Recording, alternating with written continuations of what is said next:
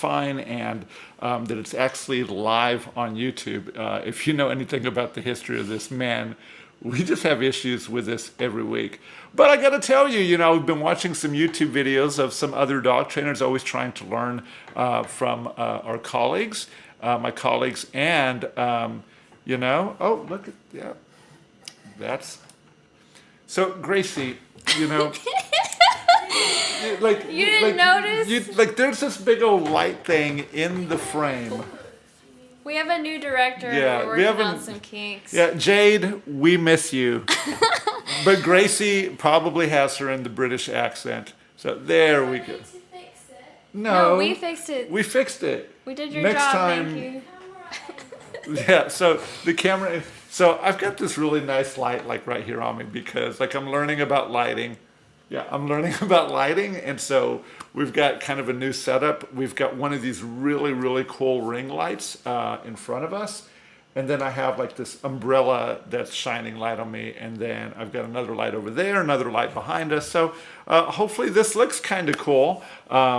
But hey, if this is your first time watching this, thanks so much. If you're watching this again, thanks so much for coming back. My name is Al Longoria. I'm a dog trainer here in the Houston area. I've been training dogs for 14 years. I've been doing it for professionally for very close for a decade now. I've done a lot of things in that time. I've helped start puppies for sports, for dog sports. I've helped people just get basic obedience on their dogs. We've trained reliable recalls. We've trained people how to use clickers, how to use remote collars, just a whole bunch of different things. But this show is really a way for me to try to bring as much value as I possibly can to each and every one of you guys that's watching this by answering questions.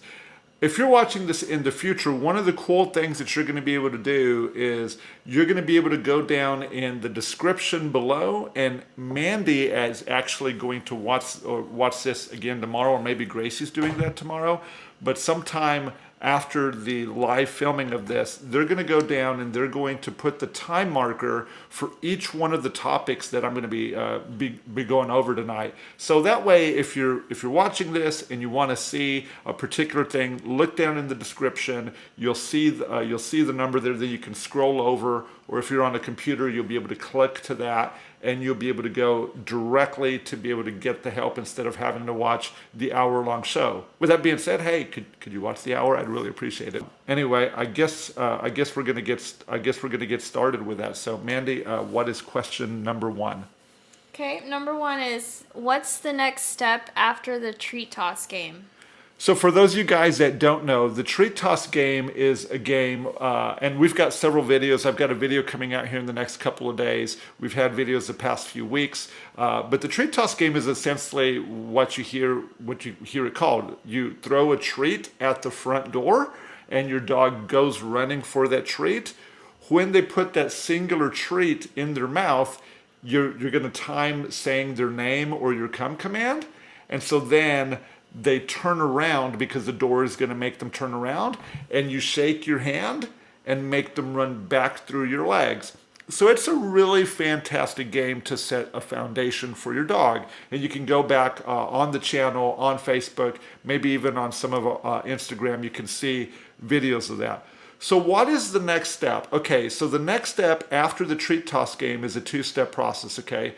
So what I do next is I begin to play with my dogs with a ball on a string. So I take the ball on the string, the dog is playing well, they'll bite it, they'll tug with it. I'm not asking them to bring it back, but they're really just engaged with the ball.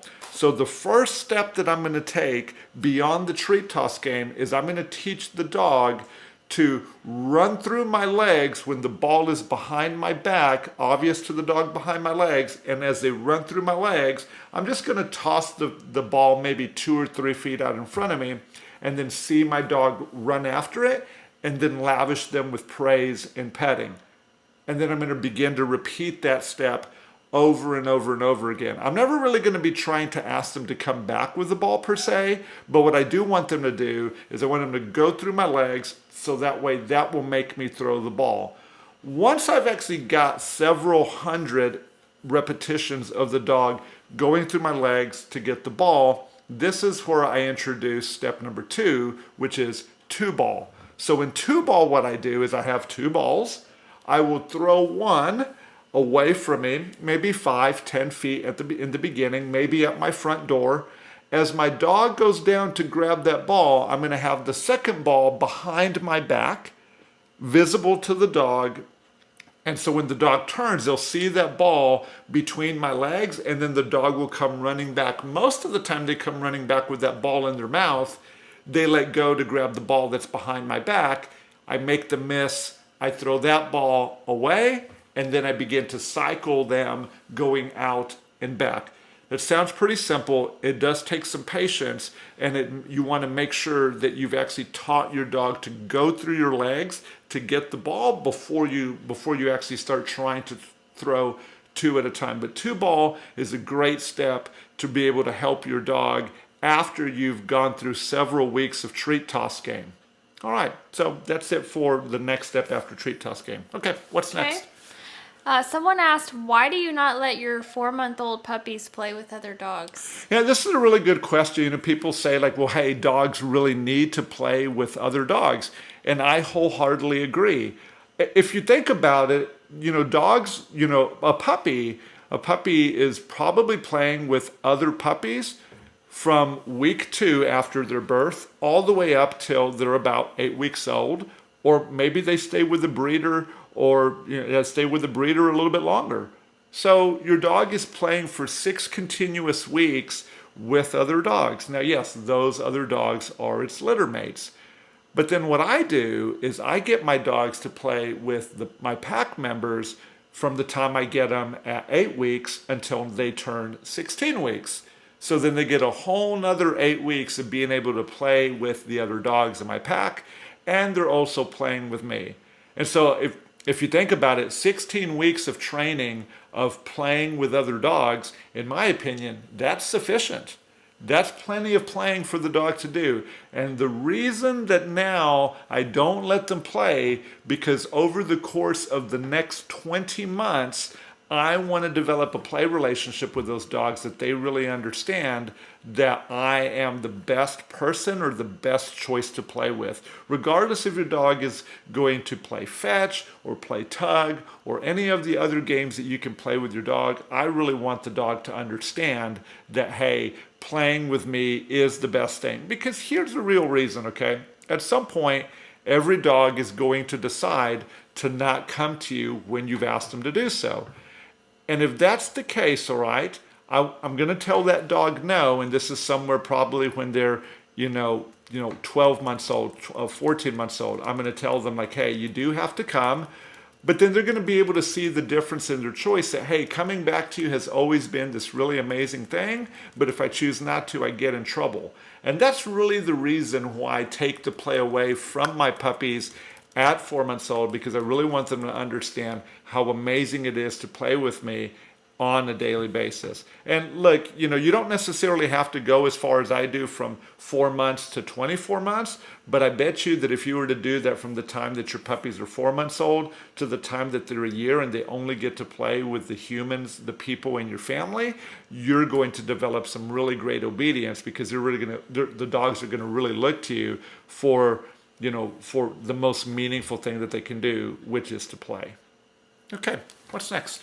All right, how many times should I let my dog bark before telling them to be quiet?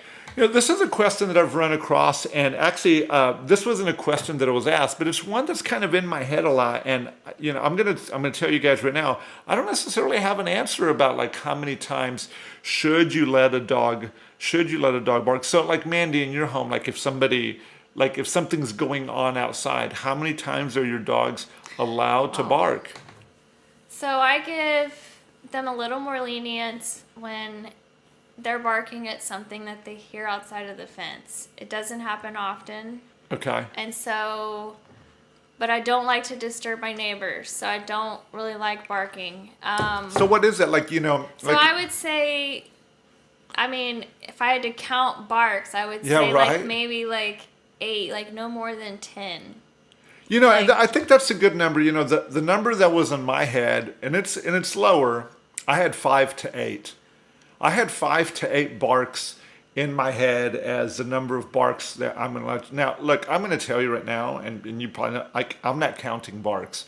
Probably when I'm in a training session with you guys, I probably am counting barks because I think it's important to know where the limit is. But you're going to feel your own frustration and your own annoyance, and that's going to be a good telltale sign about when is it time to actually be able to tell your dog that, hey, you need to stop. You need to stop barking, okay? Now, this isn't a question about how do I stop barking, but how many are actually allowed. Here's one thing that I also think about when I'm considering telling my dogs not to bark. If I'm not home, okay, I generally don't care because I'm not there how many times my dogs are going to bark. But like I have some empathy now, and as I begin to think about this, like some of you guys, y'all live in apartments. And if your dog is constantly barking, you're gonna have some problems. Or if you have neighbors that are really close, you're gonna have some problems. So I think is maybe a good rule of thumb, and I'm not saying that this is the definitive number that you need to do. 5 to 10, 5 to 10 barks before you get to tell your dog that, hey, that's too many barks.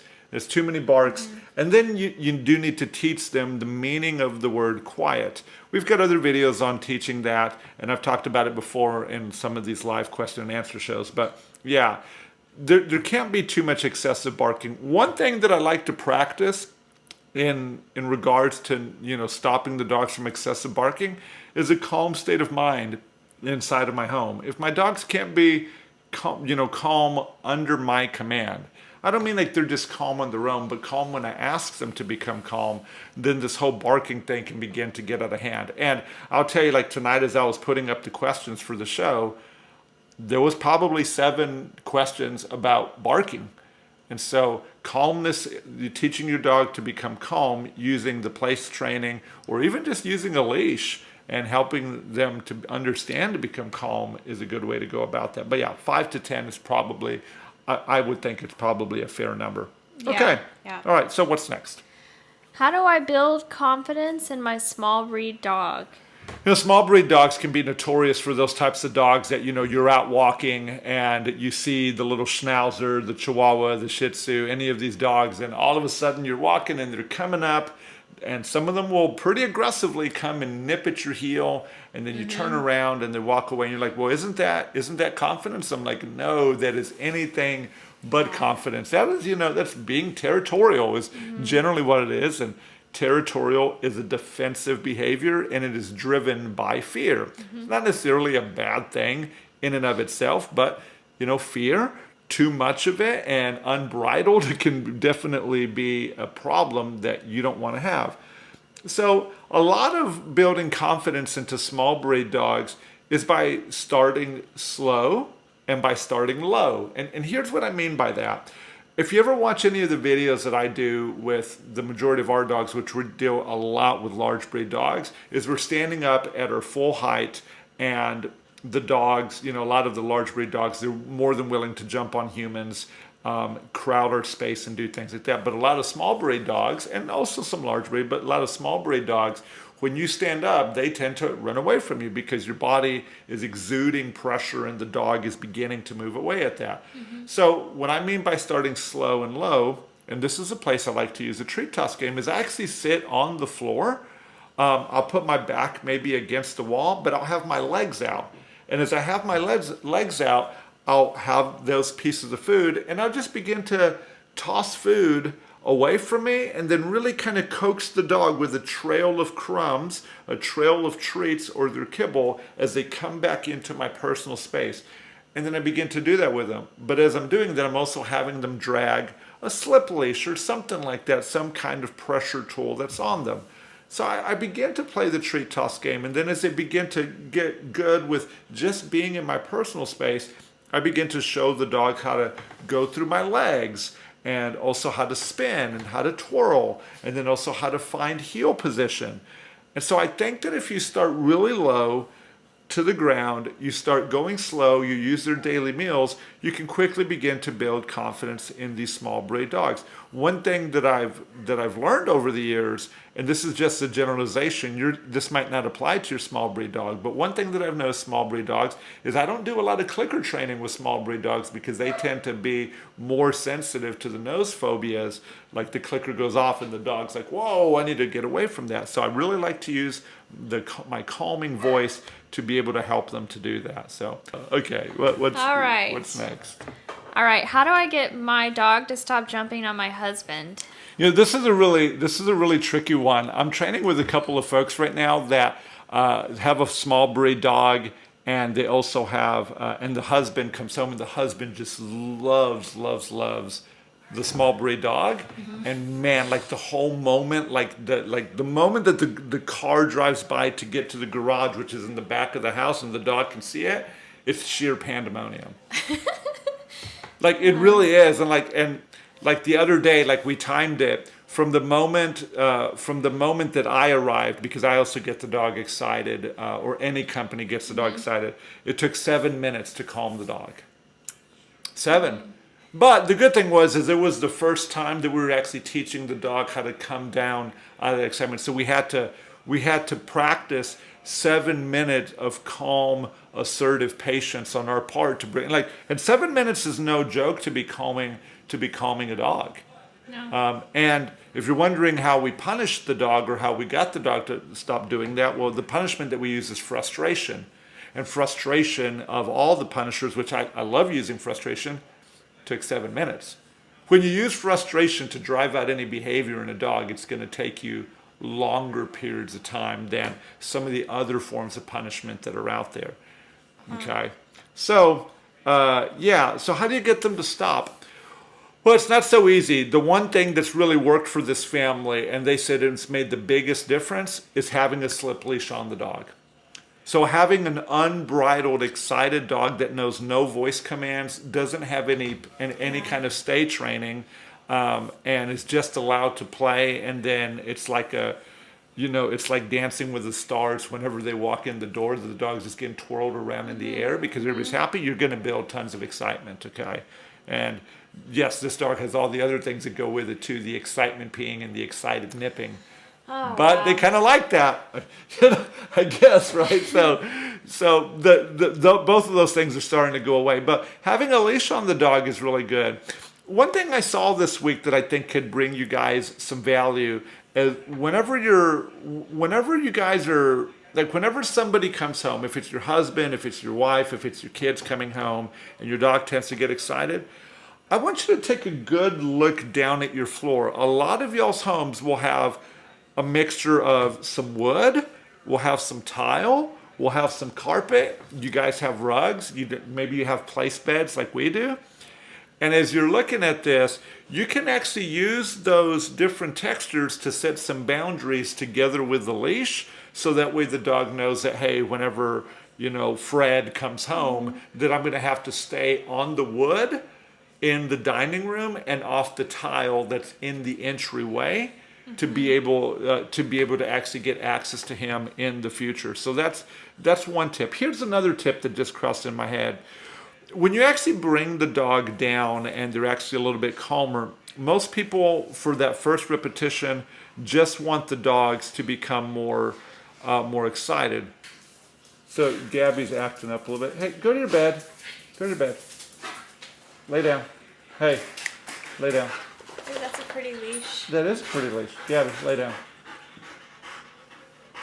Is that right? Yeah. Just relax.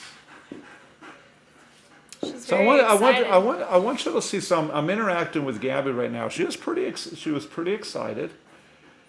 But if you notice the way that I started to deal with her is I told her to do something that she knows. Okay, she's over here right off the set, and then when I started talking to her, you'll probably notice that the tone of my, like, hey, relax. So the tone of my voice came down to kind of help her to not be so riled up. Okay. So calming a dog, and this is really like, you get home, your dog's excited. Gabby is excited right now. She's kind of whining over there. Maybe something's going on. Maybe I'll go take a look at her, see what's going on with her here in a minute. But You got to have skills like the place. You got to be able to look at those boundaries. We had a leash on Gabby. I'm using psychological control because she has that much control. Okay. But you want to help your dog to understand, and then you yourself have to actually become calm in that circumstance. You can't freak out. If you start getting excited and you start coming up and you start yelling, then you got no chance. And look, I know that's not easy. Like you guys see me and it's like, oh man, you make it look so easy, and then you try to do it and it's kind of hard. So practicing calmness for yourself, taking deep breaths, taking larger body language, being real patient with yourself, and then start practicing things so that way you don't lose your mind with your dog. So, be calm yourself, so that way you can calm your dog. And then once your dog is calm, then you can go and you can make a little bit of excitement, okay? So, yeah, that's good. Okay. Next is, what are 3 reasons my dog keeps pulling on the leash? Okay, so the first thing that I can think of why dogs keep pulling on a leash, and I'm not trying to be a smartass, is because we let them. So you put a leash and a collar on them, and then you begin to let them pull. Here's a tip for puppy owners, okay? If you just got your puppy, don't go put a collar on your puppy first thing. What I actually do when I get puppies is I put these little cheap, like $5 harnesses on the dogs, and I let them pull me everywhere, but I'm letting them pull me with chest pressure. What I don't let the dogs do is I don't put a collar and begin to teach them that they can pull me on a collar. Matter of fact, like Gabby's pretty strong. When I put a collar on her neck, she immediately limits herself, and that's because she didn't really see a collar in the first part of her, life, or the first year of her life. It was always trying to keep her neck sensitive. So one is don't go with your dog as they begin to pull. And that's going to create a problem for you, because how do you actually get anywhere if your dog's out in front? You need to get to the direction that they're pulling and they're moving with you. Well, now you're going to have to actually set a different direction. The second reason that your dog is pulling is because they don't know, and this is the thing that I'm trying to teach in training, your dog doesn't know the value of being on your left-hand side. If you think about a dog, they're a lot like us. Wherever our heads are pointed, wherever our eyes are looking, we're aiming and we're moving in that direction, okay?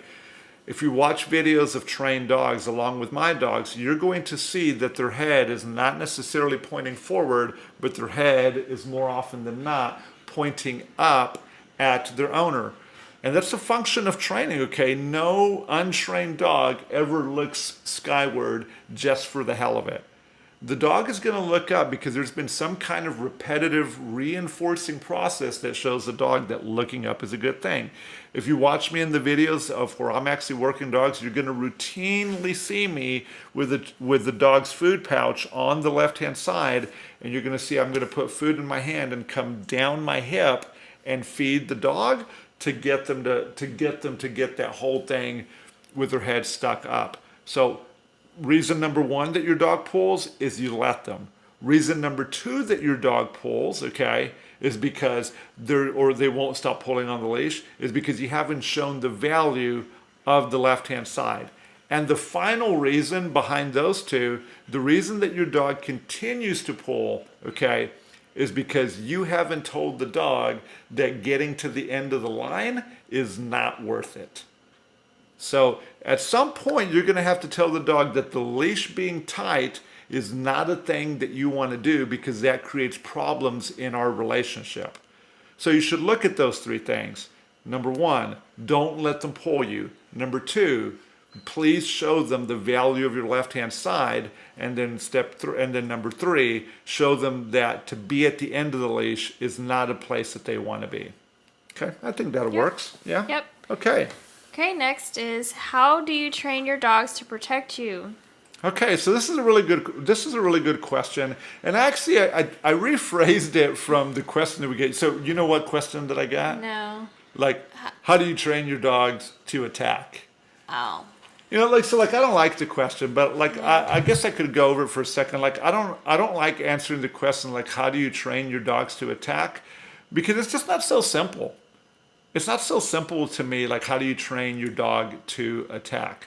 Now, I do train my dogs to protect me, and that's even debatable because we do sport protection work, which is very similar to real protection work, but we do it on equipment all the time. We're constantly on equipment. We're not allowing the dogs to have live bites. So here's some things to consider if you want your dog to protect you. One, do you have you selected a dog breed that's capable of that? Two, is the dog that you selected come from have a pedigree that says that their parents, their grandparents, and their great-grandparents have been capable of doing that kind of work? So one, pick a breed, okay, that has a history of doing that. Two, select a breeder or a puppy that has the background, the pedigree that proves that they can do it. And then the next thing that you can do is get someone to help you train the dog that has experience training those types of dogs, and that they can show you videographic proof, okay, of them doing that, or that they can actually show you in person of the dog being able to do that. On this third one, I want to add a little bit of value there. When you're looking at somebody that can actually protection train their dog, it's not about the bites and the grips and the launches. It really is, can the person verbally control that dog with just their voice commands and get the dog to do all the things? Can they get the dog to move together with the owner? Or can they get their dog to move together with them? Can they get the dog to bark at the other person? Can they send their dog at the bad guy to bite with a full grip? And can they get the dog to let go when they say the command once? If you're considering a dog trainer to help you protection train your dog, and they can't show you that their dogs can do those four things, then you shouldn't do protection training with them. And you shouldn't do protection training with a dog that isn't suited for the work. You could get a dog and some guy could tell you that, hey, I can protection train your dog. I don't have a lot of experience, but I can prove it to you. Be very, very careful, because you can really psychologically put your dog in a pretty bad position. Okay, good answer. Thanks. All right. My dog always acts up the moment I get on the phone. What can I do? Well, you can maybe not talk to humans anymore. That's what kids do. That's yeah, exactly what kids do. Yeah, and so Gerda, if you're watching this is really for you, because I know that every time that you and I get on the phone, that this is when your two shepherds tend to act up. And so Gerda, I love you, you know that. But look, and she did this the other day on the phone, if I recollect correctly, is that she actually sent them to their places when we got on the phone. Look, I think that if you're going to do this, if your dog is interrupting you, or your kids are interrupting you every time that you get on the phone, you need to put them on the couch and tell them to be quiet and maybe give them something to do. Yeah, I think that's it. I always just lock myself in my bathroom. Yeah, well, you can okay, so you can lock yourself in the bath. And it's just funny because I think about this as kids, how I used to have like the cord coming out of the wall into the phone, and it was like 35 feet, and you would be in the closet. Kids today will never know. Oh, you'll never know that, man. Like, we have Snapchat and all this stuff now, and so the texting disappears. But yeah, I used to be in the closet talking on the phone. I'm like, leave me alone when I'm in here. And then your brother's listening from the kitchen. Oh my God, that's like the best. That's the best right there. Yeah, now I remember those days, the party line, man. Yeah. That's all right. But so look, when you get on the phone, like, you probably need to plan some phone calls, because I always tell you guys, you need to teach and practice before you train. What does that mean? To teach means you need to give the dog the expectation of what is it that you actually want them to do. So you have to show them that, hey, I want you to be here when I'm standing here. So Gabby knows that I want her to be over there as I'm sitting here talking to you guys, having a wonderful time tonight. The second thing is that then you need to start mimicking the circumstances where you're going to be doing that thing, like on the phone. And then you begin to practice it, and you begin to see, like, where is it going to fall apart on us, and where can we help the dog to have a better understanding of what it is that we want them to do. And then after you've got through that process, then you need to begin to live that out. Okay, so... Yeah, it's that one. What's been your biggest challenge in potty training? Yeah, so my biggest challenge in potty training has been like, how do I determine when it's time to actually give my dog freedom to be able to, to let them out of crates and let them out of playpens and let them just tell me when is it time for them to go. So what I've been thinking about is the thing that I want to see is I want to see that the puppy, when I take them to the back door, the door that gives them access to where I actually want them to use the restroom, that when they get to that back door, that they're actually pushing at the back door to go out, that I open it, and in the next 15, 25, 30 seconds, that they go to the area that they've been trained to go potty and that they actually use the restroom. When I see the dog probably a week consistently, like going to the door, going out and using the restroom, then it probably is a really good indicator to me that, hey, I can begin to trust them to begin to tell me that they need to go to the restroom. I probably should add to that maybe there shouldn't have been any accidents when I'm seeing that the dog is actually, consistently going out the door and pushing out the door. A lot of people also ask me, and this is part of the question too, a lot of people ask me when should we start teaching the dog about the bell that's on the door?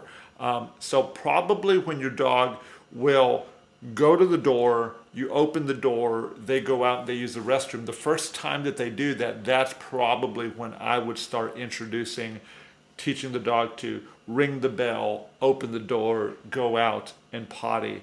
The process, if I want to make it real simple, is they would ring the bell, I'd open the door, I would praise the dog, and then they go out and I'd start repeating my command to go potty over and over. And then as soon as they pottied, I would do something meaningful and valuable for that specific dog.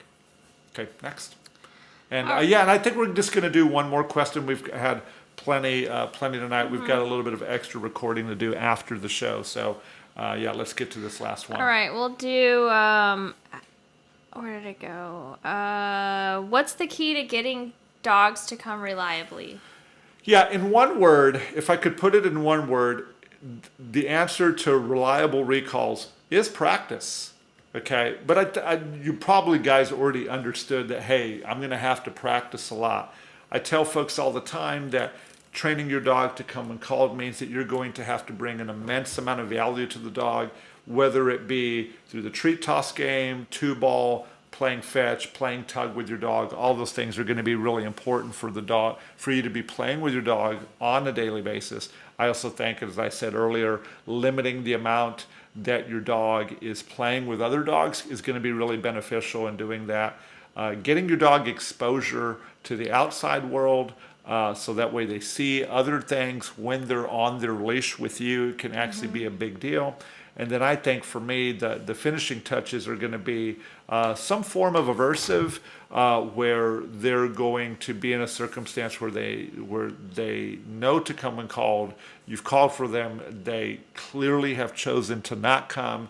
And then you do use an aversive to tell them that, hey, you're not going to be allowed to do that. What is an aversive? If you don't know what that is, an aversive is, for the common term, it is a correction for your dog. There can be a lot of different ways that you can correct the dogs, but your dog should be corrected specific for their temperament, not just what you're hearing on a YouTube video like mine. You should get to know your dog and know what actually corrects their behaviors. If you don't know, then I think that it's every one of our responsibilities to know what actually works for correcting your own personal dog's behaviors, because as much experience as I have, there's no way that I can generalize and tell you what's the best way to correct your dog. So just going back to teaching dogs to reliably come, a large amount of value for the dog coming to you, a good amount of exposure to the outside world when they're on a leash, and then finally, after you've done months and months of that, that you do put them in a circumstance where you call them, they choose not to come, and that you use an aversive specific to that dog to tell them that it is a mistake to not come when you ask. And I think that's the way that you actually go about building a reliable recall. I think I prefer to go slow myself. Why not take a year to do that?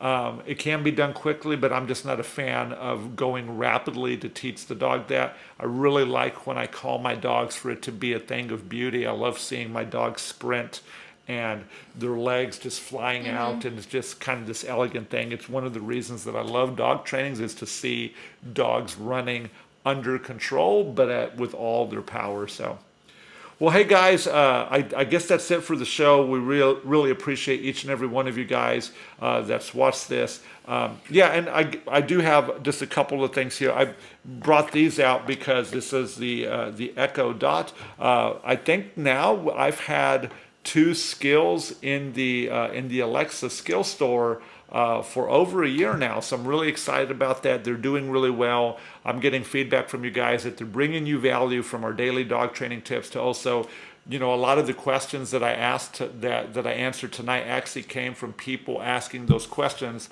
on this device. And so, well, hey, that's all I've got for tonight. Thanks for watching. We'll be back in a couple of weeks. Take care. Thanks. Bye.